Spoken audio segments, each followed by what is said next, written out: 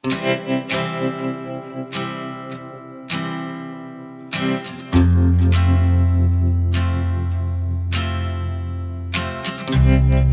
Everyone, good morning. Welcome back to my channel. আশা করছি সকলেই খুব ভালো আছো। বীরভূম জেলার ছোট্ট একটা শহর থেকে আমি শুধু আবারও চলে এসেছি নতুন দিনের নতুন আরও একটা ব্লগ নিয়ে। তো সাথেই থাকো আমার। আশা রাখছি আজকের ব্লগটাও তোমাদের প্রত্যেকের খুবই ভালো লাগবে। সকাল টাইমে এই যে দেখতেই পেলে এদিকে চা নিয়ে নিয়েছি, তো চাটা নেওয়ার সময় না একটুখানি পড়ে গেল, তো ওই কারণেই টেবিলটা একটু মুছে দিলাম। আর ওইদিকে না শাক রেখে দিয়েছি। শাকটা আসলে আগের দিনের নেওয়া, তো ওটা আসলে কি বলতো আমার খাওয়া হয়নি। আসলে বলে রাখি আজকের ব্লগটা হচ্ছে বুধবারের, আর এই যে শাকটা নিয়েছিলাম হচ্ছে মঙ্গলবার। আর তোমরা যারা আমার ভিডিও প্রত্যেক দিন দেখো তারা নিশ্চয়ই জানবে যে জ্যৈষ্ঠ মাসের প্রত্যেকটা মঙ্গলবার কিন্তু আমি উপোস থাকি, মানে জ্যৈষ্ঠ মাসের মঙ্গলবারগুলো করি আর কি। তো সেই কারণে শাকটার তো কোনো কাজ নেই, ওই জন্য কালকে খাওয়া হয়নি। আর এই দেখতে পাচ্ছ আজকে কিন্তু খাবো বলে এই যে রেখে দিলাম টেবিলে, ওটা বেছে নেব। ওইদিকে দেখতেই পেলে বাবা কিন্তু ঘুম থেকে উঠে পড়েছেন, আর ওইদিকে কিন্তু বাবা জল টল খেয়ে একদম কিন্তু ফ্রেশ হয়ে যাবেন। এইদিকে দেখো সবাই যে যার নিজের কাজে লেগে পড়েছে, আর আমিও নিজের কাজে লেগে পড়েছি। ছেলেকে কিন্তু সকাল টাইমে এক টাইম কি বলতো ছাতুর শরবত দিয়েছিলাম।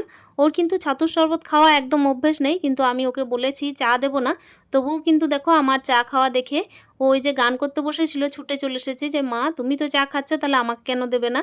জেদ করে কিন্তু চা বিস্কুট খেলো, যদিও বা কি বলতো বন্ধুরা, চা বিস্কুট যখন খেয়ে নেয় না 10টার সময় আর টিফিনে আর কি কোনোভাবেই আর কি কোনো খিদে থাকে না। সেই কারণে আমি চেষ্টা করছি চা বিস্কুটটা আর কি অ্যাভয়েড করার। তবু কি বলতো এমনই অভ্যাস করে ফেলেছে যে বড়দের যেটা করবে সেটা কিন্তু ওকেও করতে হবে, এরকম একটা ব্যাপার। আর এই তো দেখতেই পাচ্ছ শাকটা বাছতে শুরু করে দিয়েছি। এই শাকগুলো কিন্তু মাঠে চাষ করা শাক নয়, এমনিই হয়। তো এক কাকু কিন্তু আমাকে দিয়েছেন খাওয়ার জন্য। তো ওই দেখো শাকগুলো যে বাছছি না, ওই শাকগুলো কিন্তু প্রচণ্ড পরিমাণে মিষ্টি ছিল জানো তো। রান্না যখন করলাম না তখন খেয়ে তো দেখলাম যে এত মিষ্টি, যে সাধারণত বাজারে চটজলদি যে শাকগুলো পাওয়া যায় তার মধ্যে এত স্বাদ নেই। এই শাকগুলো কালকে নিয়েছিলাম, আর একটু কি বলতো পাতার মধ্যে না একটু সাদা সাদা ভাব ছিল, ওই সাদা সাদা পাতাগুলোকে বাদ দিয়ে আমি শাকটা নিলাম। আর ডাটা সহই নিলাম জানো তো। যখন রান্না করেছিলাম তখন কিন্তু খুবই ভালো লাগছিল, বেগুন দিয়ে রান্না করেছিলাম। কাকু বলেছিলেন যে তুমি একটু পোস্ত দিয়ে রান্না করবে কিংবা বড়ি দিয়ে রান্না করবে, দেখবে খুব টেস্ট হয়। কিন্তু আমি বেগুন দিয়ে রান্না করেছিলাম, তার সত্ত্বেও কিন্তু খুবই টেস্টি হয়েছিল। আর এই তো দেখতে পাচ্ছ এই দিকে না আমি সবজি আর কি কেটেছিলাম বেডরুমে, এখানে মেঝেতে। ওইদিকে মারবেলে আমি সবজিটা চট করে কাটি না, আর কাটলেও কি বলতো এই যে মেঝের মধ্যে কিছু দিয়ে রাখি তবেই কাটি। তো সবজিটা কাটা হয়ে গেল, আর এই যে সবজির খোসাগুলো প্রত্যেক দিনের মতো এই যে বাইরে ধাড়িতে রেখে দিচ্ছি। ওইখানে একটা কলার খোসা রাখা ছিল, তো তার উপরেই রেখে দিলাম। সকাল টাইমে যদি ঘুম থেকে উঠে কি বলতো বাসি কাজ সারতে সারতে এইদিকে সবজিটাও কেটে রাখা যায় না, তাহলে কি হয় স্নান টান তারপর পুজো টুজো করার পর রান্নাটা করতে সুবিধা হয়। আর এমনিতে দেখো যখন এখন ছেলের স্কুল নেই তখন যে সমস্ত কাজগুলো আগে চট করে করে নেওয়া যায় তখন কিন্তু সেটা করে নিতে চাইছি। আর রান্নাটার তো এমন কিছু তাড়া নেই। আমার ছেলে কিন্তু এখন 10টার সময় একটু লক্ষ্মী ছেলে হয়ে গেছে, মানে 10টার সময় কি করছে বলতো ওই চিড়ে কলা দুধ এই ধরনের খাবারটা খাচ্ছে। তো আমার না রান্নার ওই যে ভাত খাওয়ার একটা হেডেক থাকতো না, যে 10টার সময় আমার ছেলে ভাত খাবে, তো সেই চাপটা থাকছে না আমার, কিন্তু এইদিকে অনেকগুলো কাজও হয়ে যাচ্ছে। তো আর সবথেকে বড় কথা কি বলি, এখন কিন্তু দেখো বাথরুমটাও বুকিং থাকে, এক এক করে সবাই কিন্তু বাথরুমের আর কি সকাল থেকেই তাড়া লেগে যায়। তো সেই কারণে চেষ্টা করলাম যে তাড়াহুড়োটা তাদের আছে সেই তাড়াহুড়োটার মাঝে কিন্তু আমিও সংসারে কাজগুলো গুটিয়ে নিই। আর মেয়েরা তো দেখো এমনিতেই দশভুজা, এর মাঝেও কিন্তু আমাকে বাজার যেতে হবে, ব্যাংকে যেতে হবে, তারপর সংসারে কাজও করতে হবে, ছেলেকে একটুখানি কি বলতো পড়াশোনাও করাতে হবে, গানও করাতে হবে। তো এইরকমই কিছু একটা চলতেই থাকে প্রত্যেক দিনের ব্যাপার। এই মুহূর্তে কথা বলে রাখি আমার ছেলেকে কিন্তু আমি গানে বসিয়েছি, এদিকে নিজের কাজগুলোও সারছি। তো ও কিন্তু দেখো গান টান করে তারপর একটুখানি খেলতে যাই, খেলে টেলে না আবার কি বলতো চলে এসে আমাকে আবার খাওয়া দাওয়া স্নান এই সমস্ত জিনিসগুলো করাতে হয়। মাঝে না ছেলে যখন আর কি খেলতে যায় তো তার মাঝে আমি রান্নাটাও সেরে ফেলি। এইভাবেই কিন্তু প্রত্যেক দিনের কাজ চলছে, যেহেতু এখন তো স্কুলটা ছুটি আছে তো সেহেতু কিন্তু এইভাবেই গুছিয়ে নিতে হচ্ছে। আবার দেখো যখন স্কুল চলবে তখন কিন্তু রুটিনটা একটুখানি চেঞ্জ হবে, তবে হ্যাঁ আগে পিছু এই যা সংসারে কাজ তো এই একই থাকবে। এদিকে দেখতেই পেলে বেসিনটা কিন্তু সুন্দর করে পরিষ্কার করে নিয়েছি, তারপর ওই যে জানলাটাও একটুখানি ঘষে মেজে পরিষ্কার করে নিলাম। আর এখন দেখো বাইরে যে ঝাঁটটা দিয়ে নিচ্ছি, ঘরে কিন্তু অলরেডি ঝাঁট দেওয়া হয়েই গেছিলো, চাটা খেয়ে কিন্তু ঘরে ঝাঁটটা দিয়ে রেখেছিলাম। তবে হ্যাঁ মাও কিন্তু একটুখানি এগিয়ে দিয়েছিল, মানে মা কিন্তু বেডরুমগুলো ঝাঁট দিয়ে দিয়েছিলেন। তো এই পাশে কিন্তু দেখো চলে এসেছি উঠোনটা ঝাঁট দিয়ে নিতে। কালকে সন্ধ্যের টাইমে কিন্তু বৃষ্টি হয়েছিল বেশ ভালো রকমেরই, তো ওই কারণে কি হয়েছিল যে টবের মধ্যে না প্রচুর জল জমে গিয়েছিল।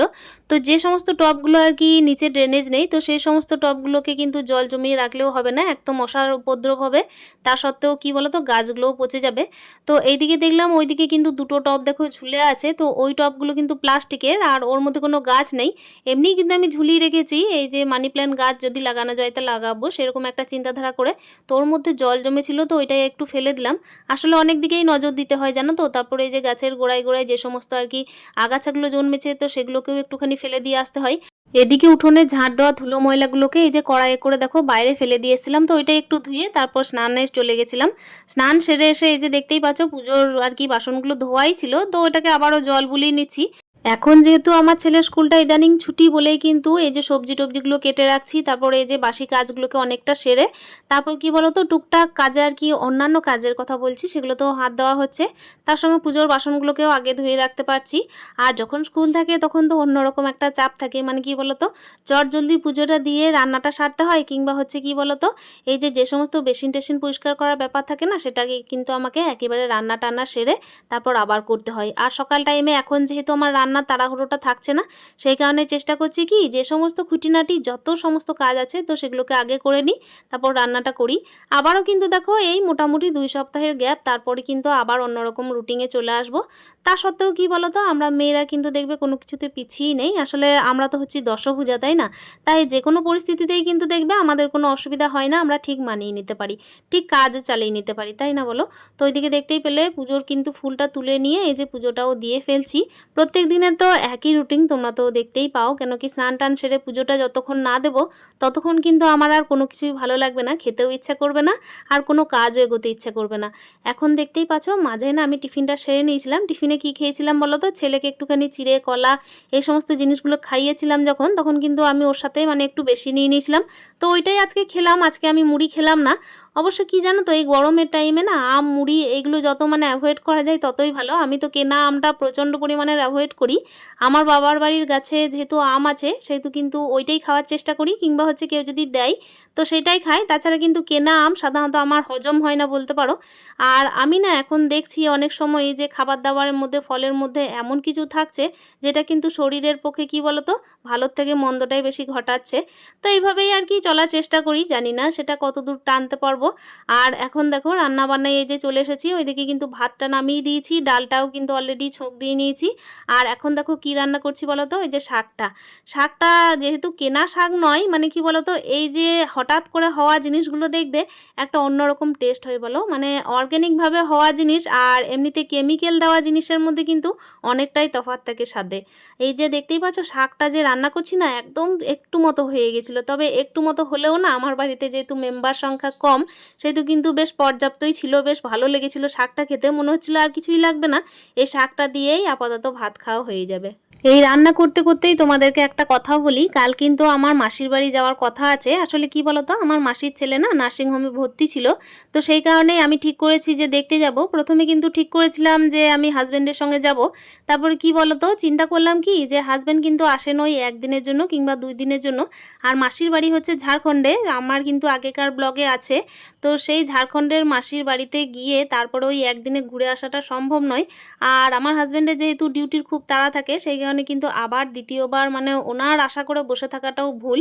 তো ওই কারণেই চেষ্টা করলাম কি যে কর্তব্যটা আমিই করে আসি, মানে আমি বললাম মাকে যে যেহেতু বাবার আর তোমার যাওয়ার কথা ছিল সেহেতু তুমি আর আমি গেলে ভালো হয়, তাহলে 2 দিক থেকেই মোটামুটি ম্যানেজ হয়ে যায়। তো এইরকম একটা আর কি ডিসিশন নিলাম। আসলে কি বলতো নারী তো দশভুজে আগেও বলেছি, আর নারী যখন একটা গৃহিণী হয়ে যায় না তখন কিন্তু তার দায়িত্বটা অনেকাংশেই বেড়ে যায়। আত্মীয় স্বজন সবার কিন্তু দায়িত্ব কর্তব্যগুলো তাকে একাই করতে হয় যদি হাজব্যান্ড কাছে না থাকে। সে যাই হোক, কথা বলতে বলতে ওইদিকে না আমি একটা সবজি চাপিয়ে রেখেছিলাম, সেটা হচ্ছে পেঁপে কলা আলু আর হচ্ছে কি বলতো একটুখানি কচু দিয়ে, তো ওইটাকে আর কি চাপিয়ে নিয়ে আমি ছেলেকে স্নান করিয়েছিলাম। তো তার মাঝে দেখছি হয়েও গেছে, তারপর কিন্তু বাবা এসেছিল চিকেনের ঝোল নিয়ে। তো ওই কারণে আমি দেখলাম যে আর রান্নাটা বাড়িয়ে লাভ নেই, এই কয়েকটা সবজি দিয়েই কিন্তু মোটামুটি হয়ে যাবে, তার সঙ্গে তো চিকেনের ঝোল আছেই।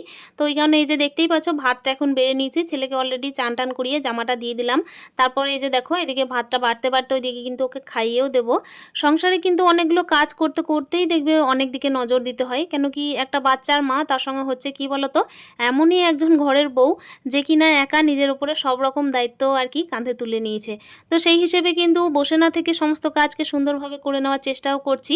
এইদিকে এই যে ভাতটা বেড়ে নিলাম, আর এই যে চাটনিটা দেখছো সেটা কিন্তু আগের দিনের চাটনি ছিল, তো চাটনিটাও বেড়ে নিয়েছি। এই যে দেখো দুপুর টাইমের একটা লাঞ্চ থালি, বাঙালি লাঞ্চ থালি, তো সেটা রেডি করে নিয়ে খাইয়ে দাইয়ে ছেলেকে আমিও খেয়ে তারপরে এই যে চলে এসেছি গ্যাসটা পরিষ্কার করতে।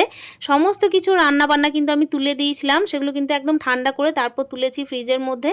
আর রান্নাঘরে যেদিন আর কি মাছ মাংস ডিমে একটু ছোঁয়াছুঁয়ি হয় সেদিন কিন্তু আমি ভালোভাবে হ্যান্ড ওয়াশ কিংবা হচ্ছে কোনো ধরনের কোনো কিছু লিকুইড দিয়ে ভালোভাবে আর কি রান্নাঘরটা মুছে নিই। তো 2-3 বার ভালোভাবে মুছে নেওয়ার পর কিন্তু আমার মনটা সন্তুষ্ট হয়, তাছাড়া কিন্তু হয় না। আর এই তো দেখতেই পাচ্ছ সুন্দর করে রান্নাঘরটা রাখার চেষ্টা করি প্রত্যেক দিনই। আসলে নারী শুধু নয়, একজন মা, একজন গৃহিণী হিসেবে কিন্তু দশভুজা রূপে নিজের সংসারটাকে সামলেছি। আর মেয়েরা পারে না বলে এমন কোনো কাজ নেই, জানো তো, প্রত্যেকটা দিকই সামাল দিয়ে খুব সুন্দর করে চলতেও পারে। আর এই তো দেখতেই পাচ্ছ একেবারে ব্লগের লাস্ট মুহূর্তে চলে এসেছি। আশা করছি আজকের ব্লগটা তোমাদের প্রত্যেকের খুবই ভালো লেগেছে। যদি ভালো লেগেছে একটা সুন্দর কমেন্টের মাধ্যমে জানানোর চেষ্টা করো। তাহলে আজকের মতো প্রত্যেকের কাছে বিদায় নিয়ে আজকের ব্লগটা এখানে শেষ করছি। দেখা করছি নেক্সট ব্লগে। স্টে হ্যাপি, হ্যাপি হ্যাপি মন, টাটা।